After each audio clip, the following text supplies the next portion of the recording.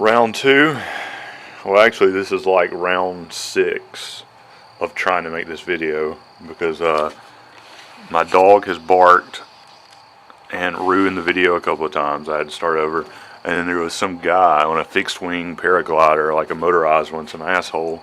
He literally flew around right above my house for 5 minutes in circles. But as you can tell, that's a few fingerprints. I don't want to scratch it though, but it's a fingerprint right there.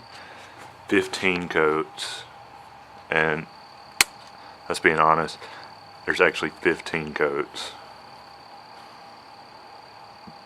I mean, it's glassy.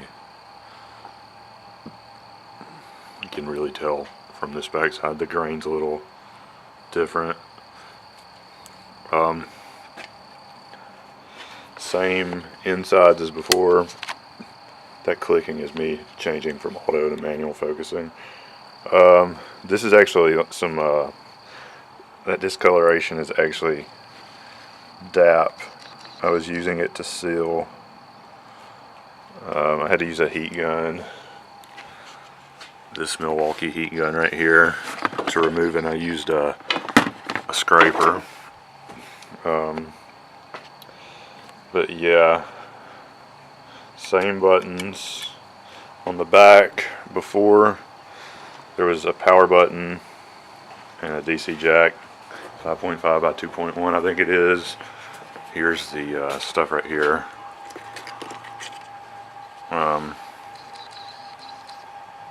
It's a TSA 210A, 2110A, and this is a CSR chip. This autofocus is just not that great on this kit lens. Can't zoom in far enough on it, but it is a 8630. It's Bluetooth 4.0, and at the top is the spy pins. You can actually change the name of the chip itself as it is discoverable. This is a 8x8 watt 4 to 8 ohm amplifier. I think that's TinyOS that it's made by. This is the battery pack. It's a 3S. I mean, it literally lasts all day on the speakers I had before. This is the power button. I really like this button, but the LED ring, it's white, is just way too bright. It was just way too bright. Here's the way it was wired.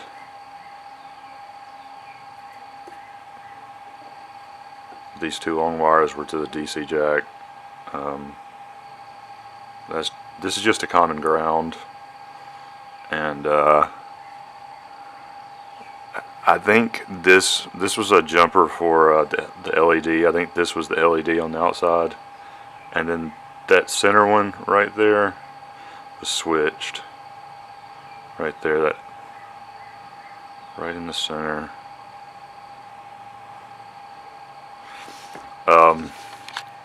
But yeah, that's how that worked. I actually had to get my dad to help me. My dad's a master electrician, because this switch didn't come with a pinout diagram. Video stopped somehow. But yeah, this is like I said before, a 3S. I have a 4S somewhere that I was using because I have a 12.6 and a 16.8 charger that I use. I really don't see any difference between the two. I haven't used any measurements. Yeah, I was looking off to the side, sorry about that. But yeah, let me go back over here. This is what I just did right here. I just did this actually, but this is what I did yesterday. I made these, and I cut them with a coping saw. They were held in with a vise. There was no way to hold these and cut these with a coping saw. But I mean, just look at the splintering. There's one that's got a really bad. There it is. Just the hole is. I just can't. I'm a little OCD. I can't stand stuff like that. So I was actually looking in my toolbox over there, and I actually had a 2.5 inch hole saw. It's right there. The speakers are Dayton Audio ND68. I think they are. They are the magnet on the back is 60. It says 60 millimeters plus or minus 1.2 millimeters, and that was at the widest point. This is going to be top mounted. Before it was bottom mount. It was bottom mounted, and 2.5 is 63.5 millimeters. So that's a wiggle room of 3.5 millimeters to about 1 point something millimeters, which is plenty. And I mean, as you can see, these holes are so much better. It's still a little rough. I need to sand, but I mean, that's nothing some 320 can't fix, or some 400. I just did this. I'm a little disappointed with it.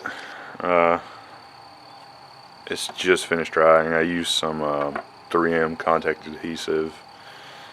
I probably should have stretched this fabric before I even started. It looked really good when I started, but since I've been handling it and putting my hands on it, this is stretched out and it's become a little wavy. I even tried to put this in. It helped. It was even worse than this. I mean, on camera this may not look bad. It's not that bad, but still. This will be magnetic, so I can, since I'm not going to have anything on the back, DC jack or anything, power button, I'm going to have it on the front, but it's going to be under this, and this will be magnetic, so I can get to charge it, turn it on and off, all that stuff.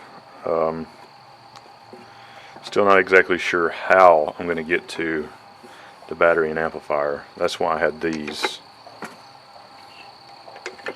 because this would be open in some sort, and I was going to try to think of some way that I could have like a panel or a door or something that's removable. I'll get to that. I can always think of something. But let's see what I went over. I use this Black & Decker drill, and these bits to step up on the holes, as you can see on the back.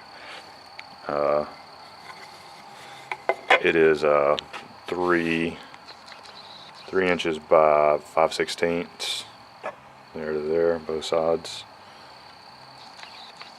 X marks the spot. Used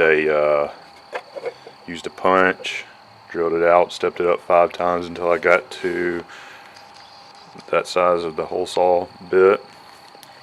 Drilled it out. Make sure when you use a hole saw, you start on one side. Don't punch all the way through. Turn your piece of wood over and drill on the other side, because you'll blow out the wood.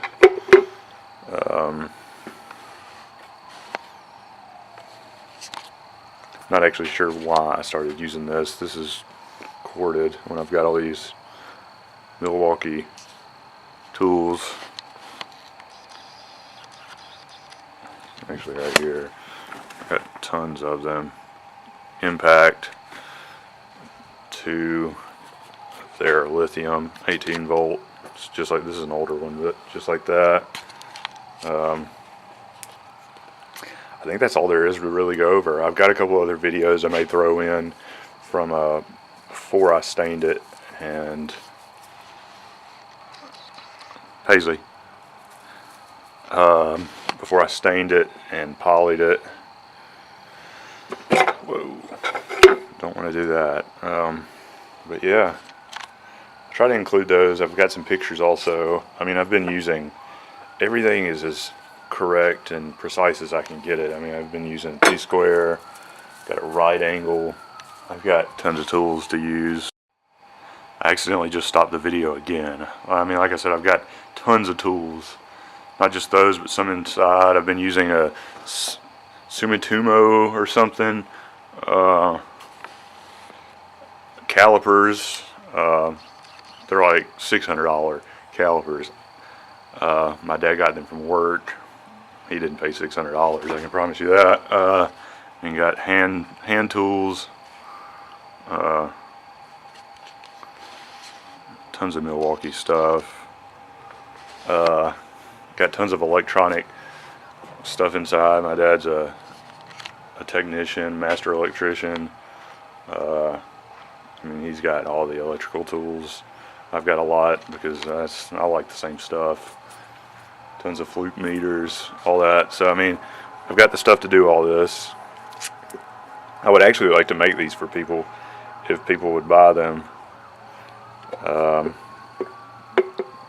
mean, I wouldn't say I'm good at it because that'd be vain, but I just enjoy doing it and I take my time, not cutting any corners.